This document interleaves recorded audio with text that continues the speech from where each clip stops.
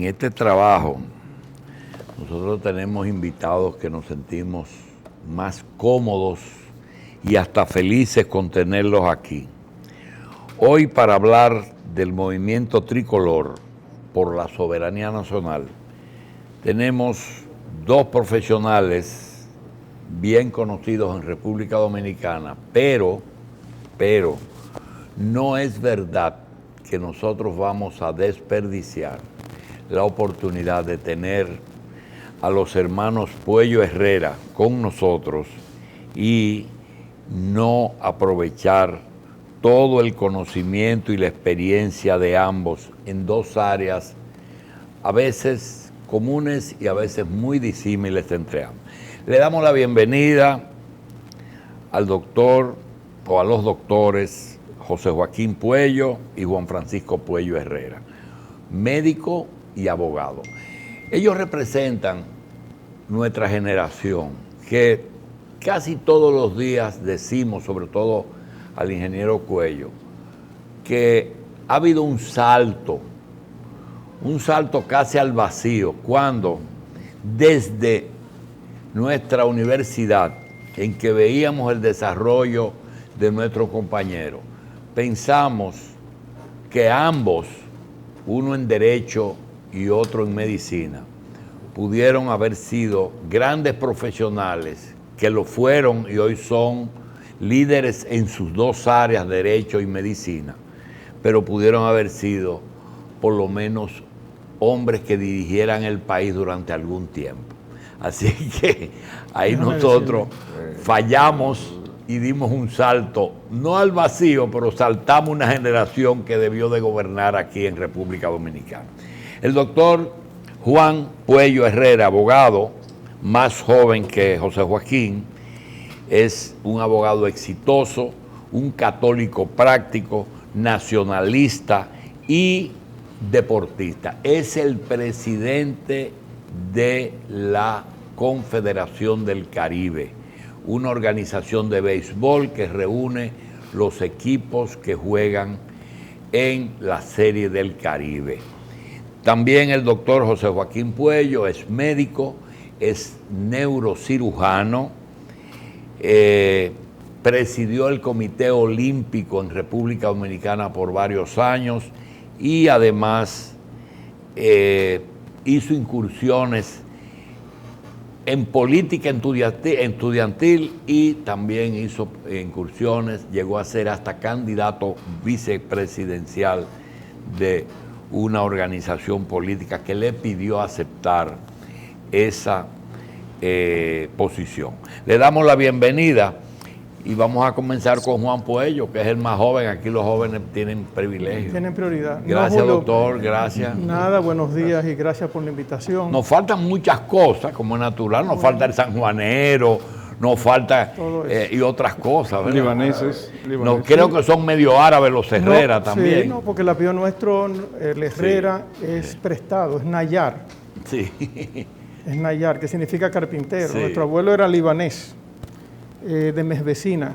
Pero yo quería aclarar, Julio, aprovechando este pie de amigo que nos has dado, aclarar algo que lo dije aquella vez cuando nos reunimos a hablar de esto, de que el movimiento tricolor no es un movimiento partidista. No, dije nacionalista. No, yo sé, pero lo aclaro porque muchas veces el tufo partido puede descalificar a uno. Y te lo digo muy claro, tú me conoces hace muchos años y sabes yo nunca he estado en política, ni me interesa estar en política. Lo mío es otro renglón. Pero sí quiero aclararlo porque muchas veces quieren descalificar a uno diciendo, no, estas personas están tratando el tema, por ejemplo, haitiano, desde un punto de vista que puede interpretarse, no puede interpretarse de que hay intereses partidistas o que uno persigue algo. El hecho, incluso, José Joaquín se lo digo ahora, quizás por primera vez en público, cuando José Joaquín decidió aceptar esa nominación a la vicepresidenta, yo no estuve de acuerdo, él lo sabe. Yo le dije, no acepte eso. Y papá tampoco lo aprobó. Lo que pasa es que, Juan, es que me siento con la suficiente confianza. Sí. Y el país lo conoce a ustedes. Ustedes no tienen que sacar a cédula para presentar. Le quiero decir algo. Esa posición que usted tiene es la posición que ha hecho que los Puello Herrera no hayan gobernado en algún momento República Dominicana. ¿Usted sabe por qué? porque usted no puede pretender que el país completo, en un país que la política es tan, les pida. Usted puede estar seguro que si hoy República Dominicana, el PRM, el PRD y el PLD le pide al doctor Juan Puello que acepte la presidencia de la República por aclamación, usted lo acepta. No lo Pero acepta. eso no es posible. No lo aceptaría, Julio. No lo aceptaría. No lo aceptaría. Me lo puede pedir el Papa y no lo acepto. Eso está claro en mi vida. Yo voy dirigido a otros pasos, Julio, hace muchos años. Lo mío, como dicen, no es de este mundo ahora mismo. El derecho y los deportes. No, primero Dios. Primero Dios, bueno, y después lo demás para sobre añadir. todo. Sobre todo. Bien, José Joaquín, ya te dieron un... Gracias igualmente a todos ustedes. No debiste aceptar. No, gracias por estar aquí, doctor. Gracias. El racional que hay detrás de por qué muchos de los líderes estudiantiles de la época nuestra, porque nosotros entramos a la universidad al final a mediados de la época del 50 al 60. Nos cogió la muerte de Trujillo en la universidad. En la universidad, así es. Y luego de muerto Trujillo, entonces una gigantesca ola nos arrastró a todos. Mirándolo retrospectivamente, yo pienso que el problema éramos unos imberbes, políticamente hablando. No teníamos ningún conocimiento de qué se trataba la política. Y la asesoría internacional, por lo menos del grupo de Filló, José Joaquín Puello, González Cano, que tenían, el Henry Molina, que tenían asesoría internacional, no llegó nunca. Sí, llegó por la vía de Emilio Máspero, de Herrera Campins, que eran los socialcristianos de Venezuela. Y ese grupo donde estaba Cabanabo Javier, estaba Yuyo de Alessandro, Moreno Martínez, Kiko Tabar, Joaquín Cuesta, bueno, un grupo interesantísimo, ¿no? Pero luego vino esa ola enorme de ese desconocimiento que nosotros teníamos en las líderes políticas y nos arrastró. Doctor, para que lo incluya ahí, la presencia de esos dos lideratos tan sólidos como el de Bosch y Balaguer arropó un poco esa situación. No, yo pienso que no. Yo pienso que Bosch fue una luz importante en esa época, como lo fue Fidel Castro también. Esos eran los dos íconos de la época nuestra. Bosch porque representaba el exilio, el glorioso exilio dominicano, y acuérdate que para principios del 60 estamos todos terminando ya la carrera universitaria y entra Fidel a La Habana, y Fidel fue un ícono para todos nosotros. Y eso estuvo matizado por un hecho que es una desgracia que no lo hayamos resaltado más en nuestra historia, que fue la llegada de los muchachos del 14 de junio. Eso impactó tremendamente a la juventud dominicana. Todos queríamos ser guerrilleros, todos queríamos ir a la montaña, y había esa ansia de libertad que se manifestaba, pero de manera muy inofensiva, imberbes. Habló de imberbe, doctor Puello. Para entender bien la diferencia en la generación, ¿cuántos años usted le lleva a Juan? 9. 9 años. Lo que pasa es que, mire lo importante, el 30 de mayo en la noche, José Joaquín era practicante en la Clínica Internacional, pero Juan tenía 9 años menos, era prácticamente un niño. Así es. Pero entonces, Julio, perdóname. José Joaquín vino a la universidad con 16 años. A los 16 años. A los 16, entonces usted tenía por lo menos 10 o 11 cuando mataron a Trujillo, ¿verdad? Yo tenía 11 años. Exacto, aquí 11 años cuando Trujillo era prácticamente un niño. Y usted estaba en San Juan esa noche. No, y eso no, sí, claro. Eso no fue óbice cuando ya los Trujillos se van, que van a asaltar nuestra casa, porque estaba la Unión Cívica Nacional ahí, que iban los paleros a quemar la casa, que yo estuviera 3 días y lo escribí en Gaceta Judicial en un zinc con piedras, y yo con un tirapiedra y mis bolas de jugar, esperando a los paleros. 3 días durmiendo en un zinc en las noches. Bien, doctor Puello. Con 11 años.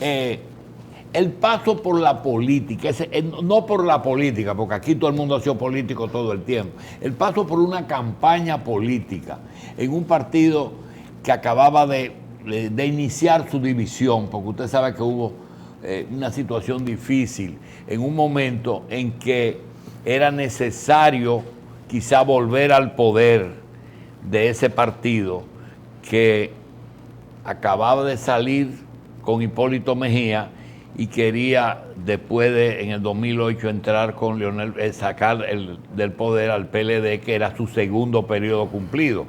La experiencia, ¿cómo fue? De entrar a un partido que no era el suyo y bregar a nivel nacional con una campaña política dentro de un PRD. Fue suave. Suave. Yo no pudiera decir que hubo obstáculos así importantes, porque además los primeros síntomas, para hablarlo desde el punto de vista médico, los primeros síntomas de la división era apenas una fiebre de 38 grados y solamente habían 10.000 glóbulos blancos. O sea, todavía la enfermedad no había tomado cuerpo, que ha sido una de las cosas fundamentales de la actuación política de nosotros los dominicanos, bien, la Juan, disgregación política. Juan, esa fórmula, es muchas cosas que le tenemos, esa fórmula electoral era una fórmula bonita, era buena para el momento y tenía algo que tenía dos elementos, presidente y vicepresidente, que sabían lo que tenían que hacer si ganaban las elecciones. Una de las pocas cosas que nosotros no tenemos, que es la previsión. La mayoría de las campañas usted no sabe lo que va a hacer el candidato. Ustedes sabían lo que iban a hacer y qué áreas ustedes iban a cubrir en caso de ganar. Eso lo habíamos hablado, por lo menos yo lo había hablado directamente en privado con Miguel. Sí. Lo digo ya, esto es parte de la historia. Ya pasó, sí. Yo le había dicho a Miguel que le había aceptado la candidatura, porque la candidatura yo se la acepté a las 2 de la tarde, porque a las 5 de la tarde cerraba el plazo. Y él no tenía un vicepresidente. Yo estaba inclusive en el hospital cuando él me llamó y me dijo, te estoy escogiendo como vicepresidente. Y yo me sorprendí sobremanera. Me dijo, ya no tengo tiempo de escoger a más nadie. Y así que yo voy a la oficina y firmo. Ahí entonces hablamos. Y yo le dije, mira, yo te acepto con una sola condición, que yo sea el responsable directo de salud, de salud, deporte y educación. Y me dijo, hecho. Nos dimos la mano y me dijo, tú vas a ser mi candidato. Así fue. José Joaquín, en el caso de lo que pasó en esas elecciones, para cerrar la parte de difícil, no quiero ponerte en una situación difícil no, pero incómoda. Ustedes tuvieron más del 40% de la votación. Sí, casi. Pero yo me encontré raro que siendo el 40% y que en ese momento las elecciones se hacían juntas, Juan, no tuvieron ningún senador. Qué raro, ¿eh? Sí, había una situación ahí difícil cuando íbamos a los pueblos. Lo que sí te puedo decir es que pasadas las elecciones y inmediatamente después de las elecciones yo me encuentro con Leonel Fernández en el Club Mauricio Báez. Y Leonel Fernández, ojalá nos esté viendo porque sabe que así mismo ocurrió, me dijo, mire profesor, 6 semanas más de campaña y ustedes hubieran ganado. Lo reconoció. Juan. No, espérate, déjame decir algo de eso. Sí. Todavía no habían pasado las elecciones, ya se va a anunciar José Joaquín. Me estaban llamando, Julito, en busca de empleo. Eso sí, papá. Eso. Juan, una pregunta. En la reforma, nosotros decíamos ayer que la reforma de 2010 fue la reforma de Leonel, porque aquí siempre dicen la suprema de Hipólito Herrera Villini, la suprema de Conde Espausa, no la suprema de Ruiz Tejada, claro, la suprema de Contín Aybar, la de Subero. En la reforma de Leonel del 2010, que prácticamente fue una nueva constitución, yo decía que fue una pena que no se consultara a todo el mundo. ¿Hay algún punto en esa reforma que se le consultó a Juan Puello Herrera? Nunca me llamaron para eso. ¿Nunca? Nunca. Y yo tengo una maestría en Derecho Constitucional. Pero, gracias a Dios, Julio... No, pero no es para fines suyos, sino para fines... No me llamaron nunca. Incluso no me llaman para algunas modificaciones importantes. En esa reforma que muchos piensan que fue la panacea, ¿usted cree que hubo muchas lagunas y problemas? Mira, Julio... Problemas que tenemos hoy fueron producto de aquellas... Siempre y cuando la política permee la Constitución, no es bueno. No es bueno. Incluso yo dije una vez en España que nosotros, la Constitución Dominicana, va a morir de plétora, de abundancia. Hay demasiados derechos fundamentales. Es una de las constituciones donde más derechos fundamentales hay. Y el hecho de que haya tantos derechos fundamentales trae cantidad de problemas. Lo entiendo así, aunque hubo un profesor español en Albacete, España, que me contradijo, pero en fin, es mi opinión. Creo que hay muchos derechos fundamentales, está plagada de derechos fundamentales. De todas maneras, yo creo que muchas veces lo que ha permeado es la política en la Constitución, en las modificaciones, y eso no es bueno. No es bueno. Cada uno de los Puello Herrera tiene suficientes vivencias para hacer muchos programas cada uno. Nosotros sencillamente hacemos señalamientos. Por ejemplo, en el caso de la era de Trujillo y el final de la era, ellos son católicos que no lo niegan, y el obispo de San Juan, su pueblo natal, era Monseñor Tomás Reilly, el otro obispo disidente frente a Trujillo. Francisco Panal. Fue Francisco Panal, el obispo de La Vega. Ambos obispos se vieron asediados por los servicios de inteligencia de Trujillo. En el caso del doctor Puello Herrera, hay una situación que a veces uno dice que no de lo que pudo haber sido y no fue, porque ya, como usted decía ahorita, ya eso pasó. Pero, doctores, hay una situación, por ejemplo, la muerte de Trujillo. Había un compromiso de los conjurados de que cualquiera que saliera herido tenía la obligación, el resto, de quitarle la vida para que no hablara. Cuando De la Maza recoge a Pedro Livio Cedeño, se va a cumplir ese compromiso, y a una persona que hay inclusive una grabación, porque la muerte de Trujillo se investigó judicialmente, se le manda a abandonarlo en un parquecito y a quitarle la vida. Pues resulta que es llevado a la Clínica Internacional, donde el doctor Puello era practicante.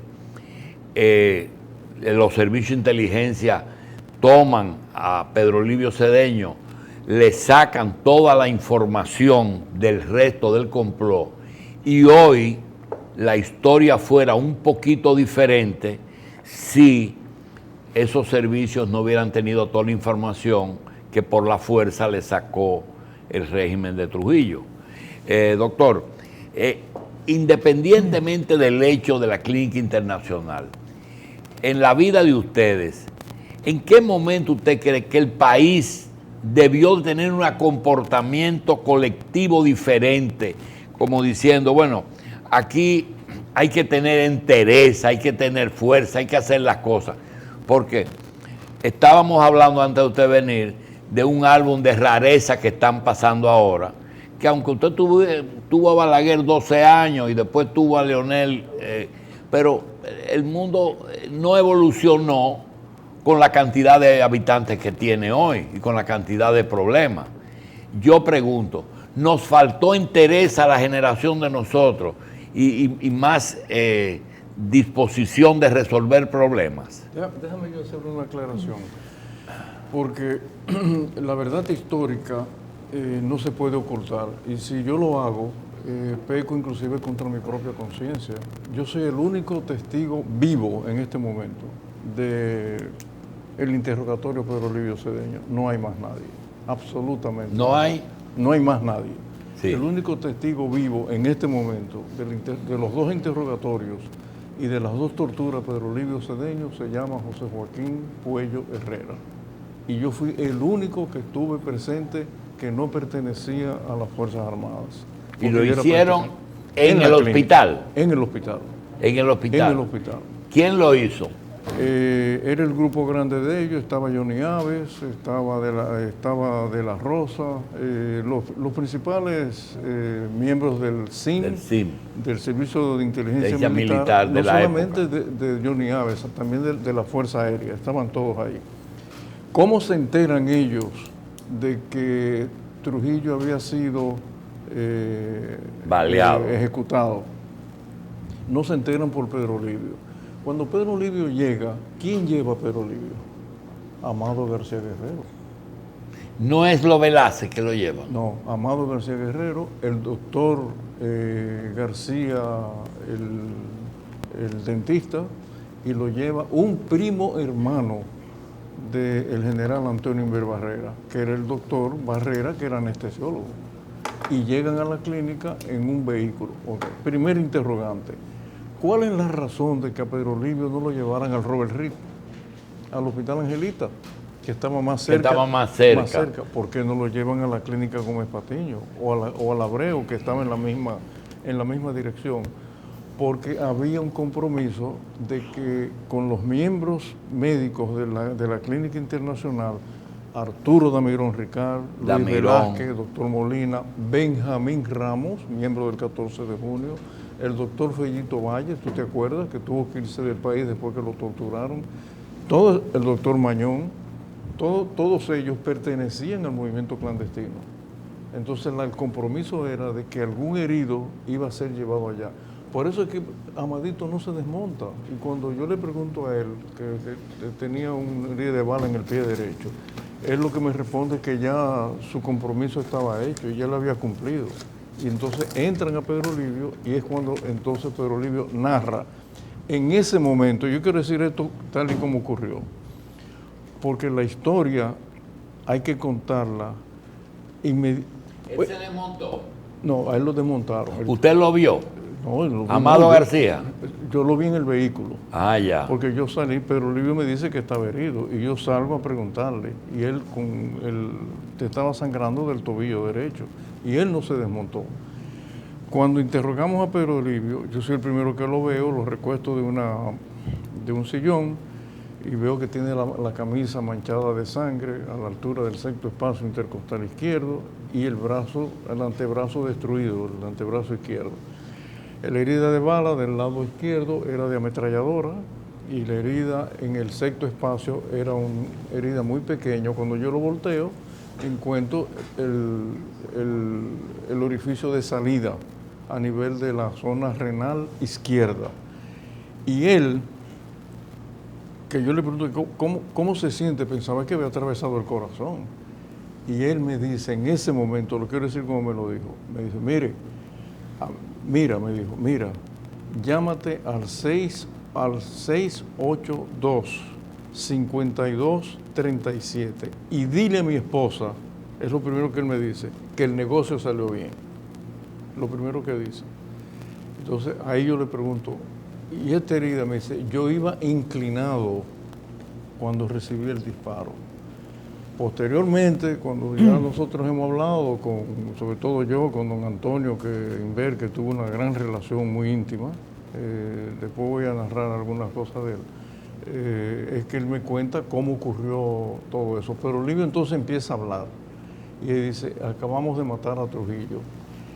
Y con él llegó una persona que todos respetamos, que dirigía como ese grupo, que era el doctor, en paz descanse, Marcelino Vélez Santana.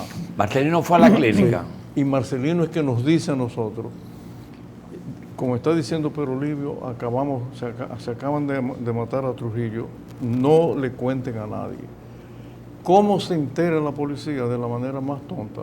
Llamamos a un hermano de Pedro Livio, llamamos a doña Olga, ellos vinieron a la clínica y mandamos a buscar unos medicamentos. El hermano era farmacéutico. ¿Qué hace el hermano de Pedro Livio? Va a la policía. Y 15 minutos, 20 minutos más tarde, la policía estaba ahí a 2 cuadras de la clínica. Llegan 2 oficiales jóvenes de la policía a ver a Pedro Livio. No sabían nada. Lo entramos a la sala de operaciones y ya en la sala de operaciones, ya operando nosotros, llegó el CIN. Entonces ya sí entraron ahí, abrieron la puerta, hablaron con... ¿Entraron a cirugía? Sí, entraron ahí, le dijeron a Damirón que si ese hombre salía muerto de ahí, le iban a meter una granada de mano. Y Damirón Ricard, que nadie aquí le reconoce nada, le dijo a Johnny Aves, le dijo, sálgase de aquí porque esto es un templo, usted es un atrevido, le dijo Damirón Ricard a Johnny Aves. terminamos la operación, ellos entonces esperaron, él despertó. ¿Tú te acuerdas que, bueno, tú lo sabes mejor que nadie, la gente con el éter despertaba casi inmediatamente y vomitaba, etcétera? Él despertó rápidamente, ahí comenzó la primera tortura, no habló. Eso sería ya cerca de las 12 de la noche. Llega entonces, ya Olguita estaba ahí, doña Olga, la torturan con 8 meses de embarazo. La gente ahora que anda detrás del nieto de Trujillo, yo quiero decir aquí públicamente que los esbirros de su abuelo torturaron a una mujer embarazada. Quizá él no tiene la culpa, pero también las cosas hay que decirlas como son. Y la torturan embarazada con 8 meses de embarazo y le caen a patadas y la tumban del sillón donde ella estaba sentada en el lobby del segundo piso de la clínica. Ese era el régimen de Trujillo, señores. Doctor Puello, No, en ese momento lo que está ocurriendo aquí, con Reilly en San Juan, ¿qué estaba pasando? No, con Monseñor Reilly. ¿Cuál era la situación de los obispos? Bueno, fue con la pastoral, como es lógico, pero déjame contarte algo que son las vivencias que tengo. Cuando llegan los miembros del CIN a San Juan de la Maguana, organizan lo que fue una manifestación, vamos a llamarle así, en contra de Monseñor. Quienes encabezan esas pancartas, que llevaban las pancartas, eran Juan Herrera, mi tío, y Jude Michelin, que los obligaron a esto. Después lo llevan a la 40 a torturarlos. Sí. Y yo estuve presente ahí cuando asaltaron la Casa Curial. Hubo un sacerdote de esa época, apellido, si mal no recuerdo, Rodríguez, que fue de lo que se encargó de saquear la Casa Curial en la segunda planta. Yo vi ahí donde se llevaron todas las pertenencias de los sacerdotes. Acabamos de Perdón, oír... Julio, déjame decirte algo. Antes de eso empezó una campaña que yo lo vi, que metían las prostitutas en las misas. Sí, en las iglesias. No, yo lo vi esto nadie me lo cuenta. Yo vi Pero en San Juan también. Claro que sí. Yo pensaba que era en La Vega. en San Juan igual. Bien. Perdón, no, no iban vestidas en la forma que ellas visten y a vocear. Julito, Bien, mira, yo quiero volver. Julito, mira, hay algo histórico que si yo no lo digo no me voy a sentir bien. En la segunda tortura, Pedro Livio, es cuando le preguntan con quién andaba. Y la pregunta fue directa. ¿Tú andabas con De la Maza? ¿Tú andabas? Con De la Maza. Directa la pregunta. Sí. Y con De la Maza, ¿quién andaba? Y Pedro Livio callado. Ahí él estaba muy despierto. Lo voy a decir como él lo dijo, ¿no? Estamos en televisión y la gente que excuse, porque lo voy a decir exactamente como él lo dijo, porque si no, no me voy a sentir bien. Él se incorpora en la cama. Estaban los 7 u 8 miembros del CIN, se incorpora y le dice, miren, coño, le voy a decir con quién yo andaba. Se incorpora y le dice, yo solamente le pido a Dios salir vivo de esta situación y que Trujillo vuelva a vivir para matarlo como un perro. Pedro Livio no denunció a nadie y no volvió a hablar, Julito, 5 días sin hablar. Le poníamos la morfina y él ni nos miraba la cara. En una ocasión... ¿Cuántos días después del 30 él murió? A él lo fusilan en la Hacienda María. Sí. Pero se lo llevan de la clínica ¿cuándo? Al 5.º día. Al 5.º día. Ahí habló. Bien. Ahí habló. Cuando ustedes operan, ¿terminaron la cirugía? Nosotros terminamos la cirugía, le hacen la primera tortura cerca de las 12 de la noche y la segunda tortura después de la 1 de la mañana. Bien. Hay algunas cosas que nosotros quisiéramos tratar con ustedes y es diferente. Doctor Puello, Juan, independientemente de las participaciones de José Joaquín, desde el movimiento estudiantil hasta hoy, que no fue la única vez cuando Miguel Vargas le propuso la vicepresidencia, a José Joaquín le han propuesto hasta la presidencia en varias ocasiones. En el caso suyo, ¿alguna vez le han pedido participación en política? Sí. Algunos partidos, sí. Y han ido a mi oficina. ¿De varios partidos? De varios partidos. Pero yo he dicho que no. Te voy a decir por qué, Julio. Pero déjame decirte por qué. Sí. Dame un chancecito. Cuando papá fue candidato a senador por la Unión Cívica Nacional en San Juan de la Maguana, candidato a senador. Cuando íbamos por la calle Independencia en San Juan de la Maguana. ¿En qué año fue candidato a senador? Eso fue en el año, cuando la Unión Cívica, las primeras elecciones. En el 60, cuando Juan Bosch salió presidente. 62, ¿no? 62, sí. Cuando vamos por la calle principal en San Juan de la Maguana, que yo iba agarrado con mi mamá, iba acompañando a papá, personas muy conocidas en San Juan de la Maguana, de familias que nosotros conocíamos, estaban abucheando a mi papá y a mi mamá. Ahí decidí yo jamás incursionar en política, jamás. Era un muchacho. Y dije, no incursiono jamás en política. Porque si esas son las personas, era Miguel Ángel Ramírez Alcántara, el candidato, no sé si tú lo recuerdas, senador, que ganó en San Juan de la Maguana. Bienvenidos a Sin, la ley le permitió, sin ser sanjuanero, postularse por San Juan. Y que ganó en San Juan de la Maguana abrumadoramente. Sí. Pero a papá lo abuchearon y a mamá lo abuchearon. Jamás, fue un juramento, jamás me meto en política. Bien. ¿De partidos mayoritarios le ofrecieron cargo? ¿Perdón? ¿De partidos mayoritarios? No, de mayoritarios no. Bien. Vamos a otro tema. Doctor Puello, el médico paciente, usted acaba de pasar algún proceso de cirugías. El médico, cuando es un hombre que todo el mundo lo busca para... Después de Neyaria, usted y Neyaria fueron las dos primeras figuras más destacadas de la neurocirugía en el país. Cuando uno tiene que meterse en una cama y ya como paciente, hablen un poquito de esa experiencia, del médico paciente, no del médico emperador y dueño de la salud de todo el mundo y sobre todo del cerebro. Yo hago un símil. El miedo que siente el pasajero que se va a tomar un avión, que no sabe cómo se maneja un avión, la seguridad de un avión, cómo están repetidos los instrumentos de un avión, y va con un medio terrible a montarse en el avión porque está lloviendo, está nublado, y el piloto lo más tranquilo ahí en la cabina. Lo mismo nos pasa a los médicos, nosotros sabemos lo que va a pasar. Y eso te da una tranquilidad tremenda, ¿no? De que uno sabe que está en buenas manos, que la anestesia no es lo que la gente piensa, que uno somos pendejos, ¿eh?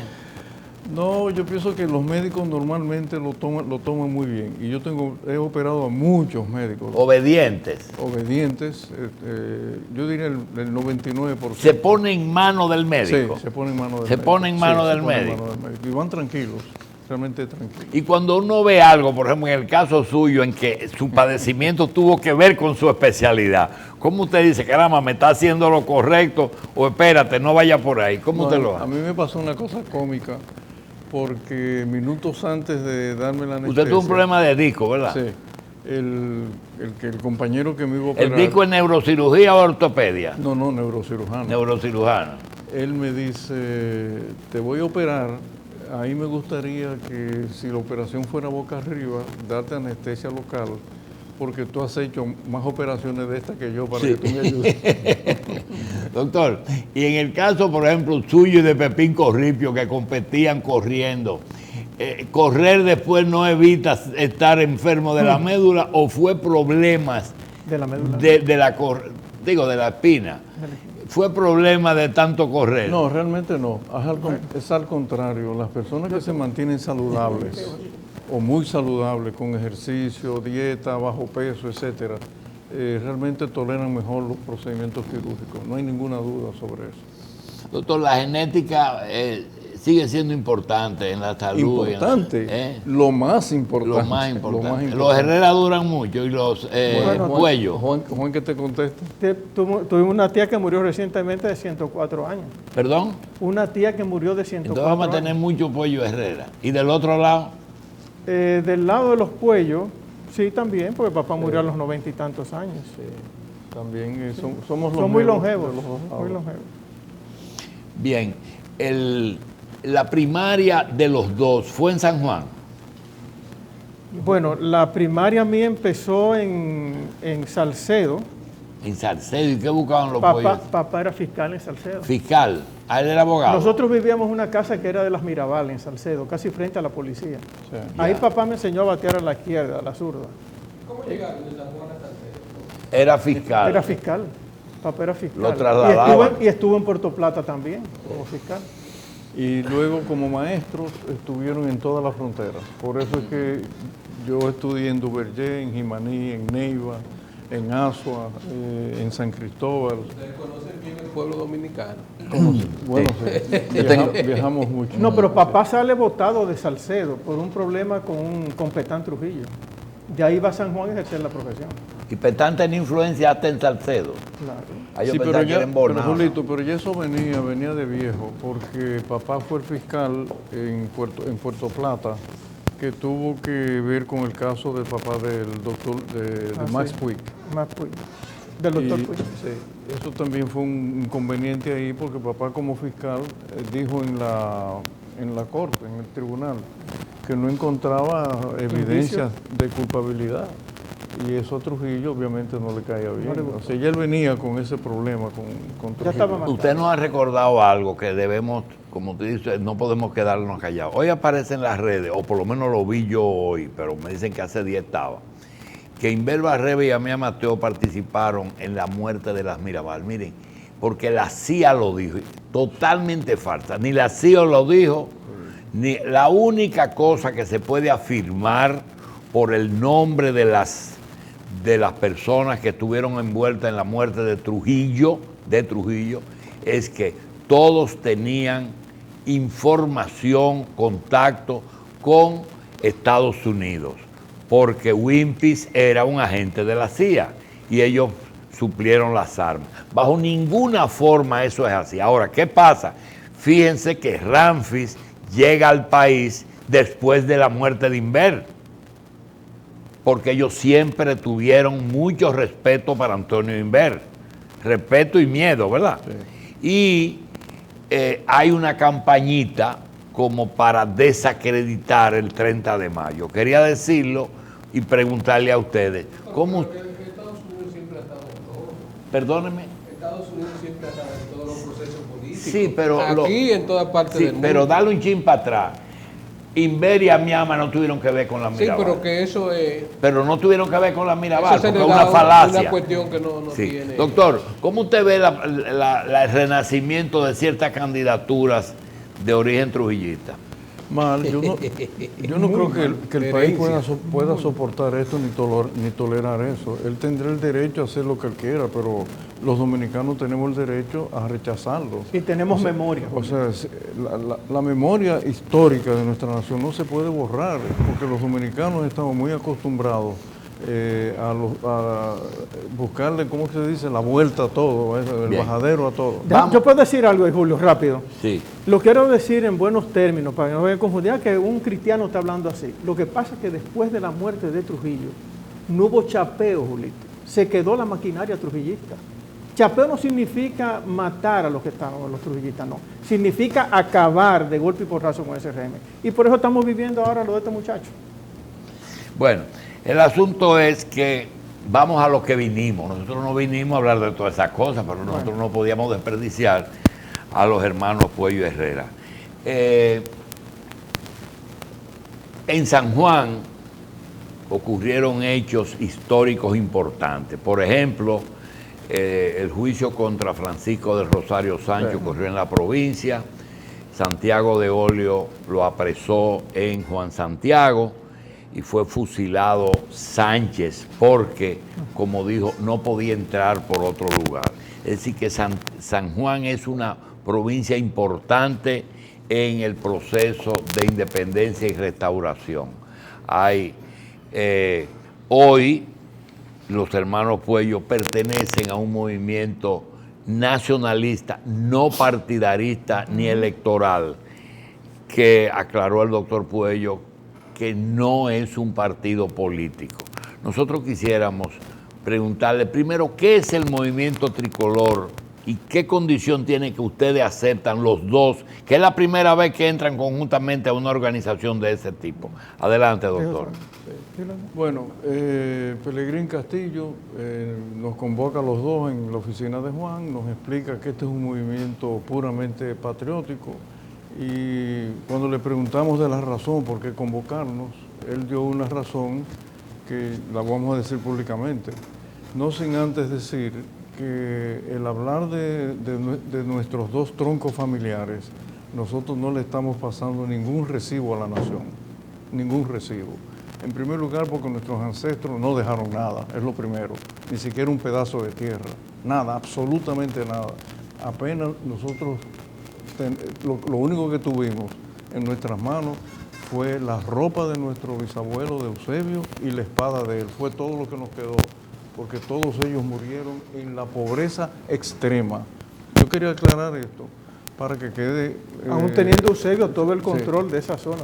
Y por otro lado, el otro tronco familiar nuestro, del cual nosotros nos sentimos orgullosos, pero tampoco en nuestra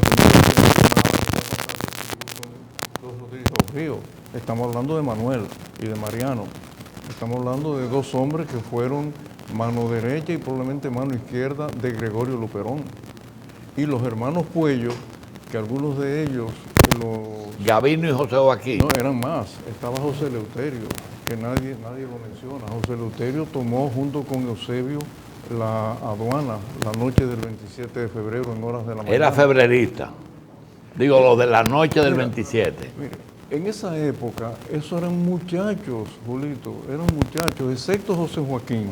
Eran muchachos. José Joaquín tenía 36 años, pero Gabino tenía apenas 22 años. Cuando el 27... Eran viejos, doctor, de 40 años. Los gente de 40 años Ahora, eran viejos en el 44. ¿Qué pasa con esto? Y quiero decirlo porque esto está recogido en libros históricos. No estamos hablando con papeles porque nos da la gana de decirlo. Este libro, un libro histórico. La columna de bronce, ¿de quién? Escrito por el doctor, tú lo conociste, el urólogo el niño Marión Landés. Se consigue en el Archivo General de la Nación. Que por cierto, hay que dar las gracias a Roberto Casá, que lo publicó. Bueno, sí, que publicó esto. Fabio Herrera, que lo encontró el manuscrito. La familia Mi Niño, que entregó el manuscrito para que esto se pudiera publicar. Y entonces ellos, ¿qué eran ellos? Amigos que se reunían todos los días. Gabino tocaba clarinete, Sánchez tocaba guitarra. Eran compadres. Gabino era compadre de Martín Puch, de Juan Erazo, de Jacinto de la Concha. O sea, eran compadres e íntimo amigo como hermano de Duverger. Pero además, el gran amigo de Eusebio Puello, ¿quién era? Sánchez. Por eso es que cuando fusilan a Sánchez el 4 de julio en San Juan, en el 61, antes de fusilarlo, Sánchez pide un minuto a las tropas que lo iban a fusilar.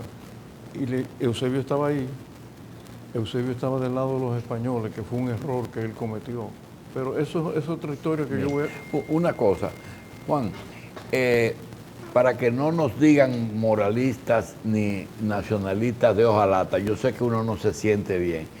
¿Cuál es la necesidad de un movimiento tricolor en este momento histórico? ¿Qué está pasando? No te voy que a decir, necesitamos un médico... Con una sola palabra, la pérdida de identidad dominicana. ¿Se perdió o se está perdiendo? Fran Moya Pon habló de esto, recuerdo, a principios de los años 70, y yo creo que se está dando lo que dijo Fran Moya Pon en los años 70, una pérdida de identidad dominicana. Déjame decirte algo, Julio, quiero aprovechar esto. Independientemente de que, ya yo te dije, no soy político ni me interesa la política. Cuando Pelegrín Castillo nos llama, óyeme esto que es importante, Pelegrín nos habla de este movimiento patriótico y lo aceptamos 100%. Pero quiero agregar esto, y lo digo con mucha responsabilidad. Aun cuando yo no estoy metido en política, Pelegrín Castillo hoy en día es una reserva moral de este país, por su capacidad y por sus valores morales, que eso hay que tenerlo en cuenta a la hora de elegir un presidente. Es una lástima, yo se lo he dicho a Pelegrín, esto es una lástima que Pelegrín no tenga la ascendencia necesaria para ser presidente de la República. Yo quise aprovechar este momento para decirlo porque hacía tiempo que quería decirlo, sobre todo en un programa como este. Entonces, termino la historia. Cuando van a fusilar a Sánchez, Sánchez pide un minuto a las tropas que lo iban a fusilar. Él estaba herido de muerte. El parte médico del médico español que lo vio, apellido Alonso, decía que ya la herida era mortal. Entonces él pide un minuto. Eusebio estaba detrás de él y le dice: Eusebio, mi hermano, esto está registrado históricamente, cuando me fusilen, si tú logras rescatar mi cadáver, llévalo a la iglesia de las Mercedes, aquí en la capital, y entiérrame junto a mi hermano Gabino. Óigame, un hombre al borde de la muerte, que su último deseo era que lo enterraran al lado del hermano de Eusebio, que ya había sido fusilado por Sánchez. Bueno, en ese momento, el grupo de Sánchez, que lo fusilaron en ese momento, pide también un minuto y le dicen, adiós, mi general Puello, a Eusebio, sí, que estaba del lado de los españoles. ¿Por qué yo traigo esta colación? Porque eran amigos que se reunían constantemente. Este día de fusilamiento de Sánchez, ¿quiénes más fusilan en ese grupo? No, era un grupo de 8 o 12. Los que llegaron. De los que llegaron. Y yo quiero ahora, porque la gente tiende a olvidar las cosas, y como esto solamente toma 10 segundos, yo quiero decirles a ustedes, yo tengo aquí el documento de la independencia, lo tengo aquí, no lo voy a leer entero, por supuesto, solamente voy a leer el primer párrafo, donde ellos dicen, y vuelvo a decir quiénes lo firman, que van a obtener la independencia de la nación por la privación de nuestros derechos, por las vejaciones de la mala administración del gobierno haitiano, y porque hemos tenido la firme e indestructible resolución de ser libres e independientes, y agregan ellos, a costa de nuestras vidas y de nuestros intereses. Y este documento, que es el documento original de la independencia, ¿por quién está firmado? Francisco del Rosario Sánchez, la primera firma. José Joaquín Puello, segunda firma. Remigio del Castillo, Tomás Bobadilla, Manuel Jiménez y Ramón Matías Mella. Este es el documento que da origen a la nacionalidad. Entonces yo quiero decir con esto que parece que nos empezamos a olvidar un poco de nuestros orígenes, Julito. Y no es que, miren, esto no es contra los haitianos, esto es que nosotros preservemos nuestra identidad. Más allá. Nuestro tatarabuelo Martín era negro como la noche, era de origen africano, de Costa de Marfil. O sea, la familia nuestra viene de Costa de Marfil. José Joaquín era negro. Eusebio era un poquito menos, era un mulatico. Pero las facciones eran... Pero Gavino era un poquito más blanco. Pero la noche del 27 de febrero, ¿cuántos dominicanos fueron al grito de independencia? 175, no fue un grupo pequeño. Y ahí estaban José Joaquín, Eusebio, Gavino, José Eleuterio, Martín su papá, su hermano José y el hermano de nuestra bisabuela. Tienen casi 10 puellos estuvieron ahí esa noche. Estuvieron esa noche. Y cuando finalmente consiguen la anuencia de José Joaquín, que es Sánchez quien la consigue, porque eran íntimos amigos, en casa de donde vivía Sánchez, doña Chepita, cuando Sánchez consigue a José Joaquín, la historia recoge la palabra que dijo Sánchez. Dice, hemos conseguido al hombre. Por eso que el primer jefe del ejército dominicano de liberación es Puello, es José Joaquín Puello. Bien. Entonces, queríamos narrar eso. Juan, oye, Julio, ¿tú entiendes que para lograr los objetivos del movimiento tricolor hay que tener, aunque tú dices, yo no soy político y usted no es partidista, no se puede hacer sin apoyo político? Yo entiendo que se puede hacer sin apoyo político. ¿Se puede hacer sin apoyo político? Lo que hay que buscar es la buena voluntad de las personas de acá. Julio, mira, yo estoy muy consciente de que cuando uno se mete en estos movimientos, lo primero es que dicen que uno discrimina.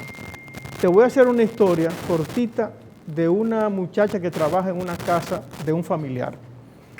Ella se está arreglando, se está poniendo muy bien, y le pregunta, es haitiana, tiene ya varios años aquí, le pregunta, pero fulana, ¿pero por qué tú te estás poniendo tan bonita? Y así dice, escúchame la palabra, porque no me quiero parecer a esos malditos haitianos. Ella. O sea, quienes discriminan realmente son ellos, son ellos. Esa clase dominante en Haití es la culpable de que esté sucediendo eso en Haití. Bueno, porque allá hay una diferencia de clase por muy supuesto, marcada, y ellos son los que discriminan, nosotros no discriminamos.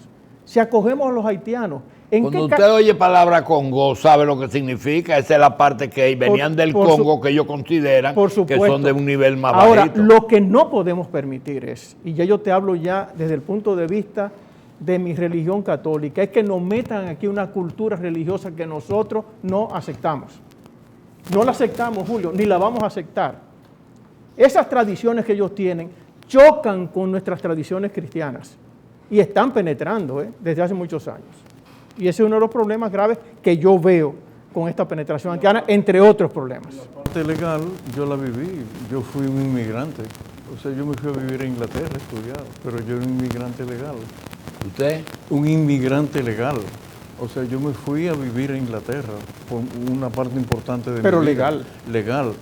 Y mi hijo, yo tengo 2 hijos británicos, el más joven y el más viejo, pero yo estaba legal en Inglaterra. Entonces lo mismo yo quiero para los haitianos, que si vienen aquí, simplemente que respeten nuestras Y leyes. que cumplan las leyes. Julito, yo tengo íntimos amigos haitianos, íntimos amigos médicos y deportistas, y los quiero y no los discrimino, y creo que ellos se merecen toda la ayuda que nosotros ¿Y esa entienden el problema? Esos Sí, amigos suyos. Sí. Bueno, y Ahora- sacerdotes haitianos que son amigos míos sí, también. ahora mismo sí, y están llegando a Santo Domingo, porque la situación es sumamente delicada en Haití en estos momentos. Entonces, de alguna manera, como dice el Miguel Vargas hoy en la prensa, lo que tenemos que hacer es cumplir con la ley de inmigración. Bueno, Eso hoy es- Miguel Vargas está hablando con el chileno que ya sintió en carne propia Bueno, la claro. presencia haitiana allá. Julio, eso no es un estado fallido, es un estado en descomposición. No le llamo estado fallido, en descomposición, desde todo orden. Ah, porque están peor. Pero por supuesto, Haití no es nación, eso no es una nación. Exactamente. Exacto. Y el movimiento, ¿cuáles son los pasos fuera de concientizar? Porque aquí todo el mundo está concientizado, lo que pasa es que todo el mundo no, No lo creo, dice. Julio, que todo el mundo está Pero concientizado. frente a una imposición, que usted y yo sabemos que es una política de imposición, inclusive hay organizaciones locales que tienen fondos para eso.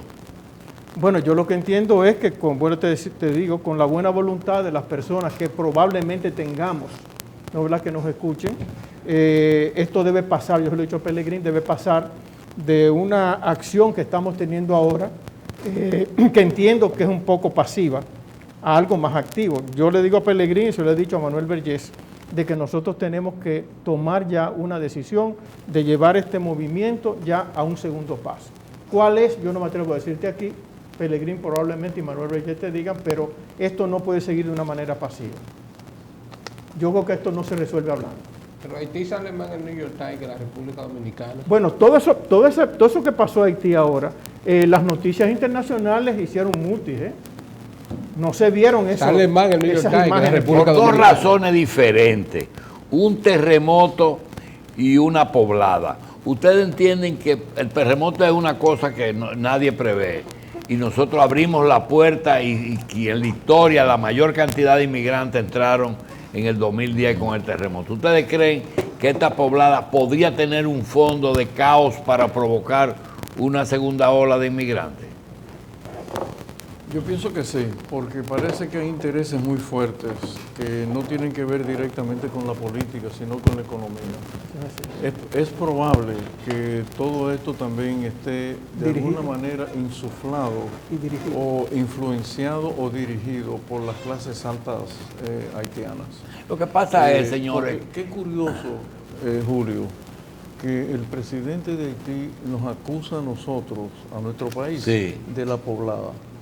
por el precio de la gasolina Por el aquí. precio de la gasolina, cuando todo el mundo sabe que la refinería dominicana de petróleo no le vende directamente al gobierno haitiano. Bien.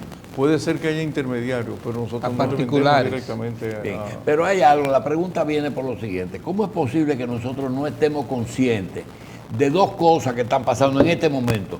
Ustedes oyen un pleito de China y de Estados Unidos, y nosotros lo ponemos en prensa como si fuera una noticia. Esto nos afecta a nosotros, pero mucho, porque las medidas que está tomando China contra Estados Unidos es de comida que no va a importar. ¿Qué van a pasar con esos productos en Estados Unidos? Que va a haber un exceso.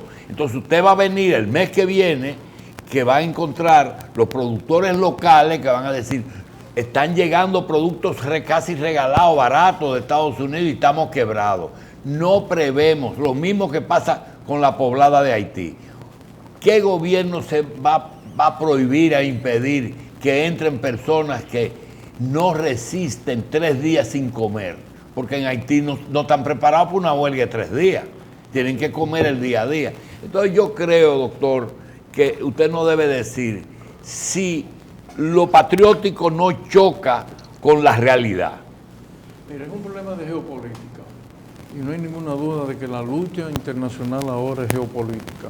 Estados Unidos y China están enfrentados geopolíticamente por una razón sencilla, como ha sido en toda la historia. La economía es simplemente una lucha de intereses económicos, a ver quién domina a quién. Y obviamente pellizcan a Estados Unidos, que tiene una hegemonía en América, y Estados Unidos no se siente bien. El haber aperturado nuestra embajada en China y viceversa, obviamente que a Estados Unidos no le gustó, pero este es un problema puramente geopolítico y nosotros somos el jamón del sándwich.